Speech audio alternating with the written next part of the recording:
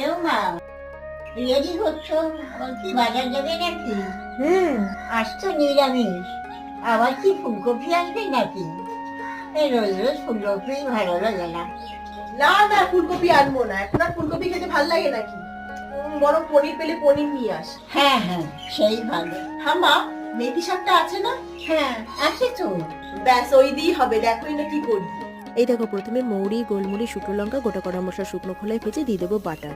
এবার কাজু বাদাম আর টমেটো সামান্য নুন দিয়ে ভেজে মিক্সারে ব্লেন্ড করে নেবো। মিক্সারে ব্লেন্ড করার সময় কিন্তু 2 টুকরো পনির দিয়ে দেবো। আর ওইদিকে পনিরগুলো ভাজতে বসিয়ে দিয়েছি।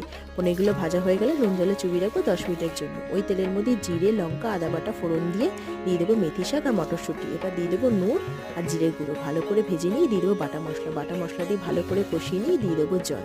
সবশেষে দিয়ে দেবো ভেজে রাখা পনির, ফ্রেশ ক্রিম আর গরম মশলা গুঁড়ো। তাহলেই কিন্তু রেডি মেথি মাটন মালাই পনির।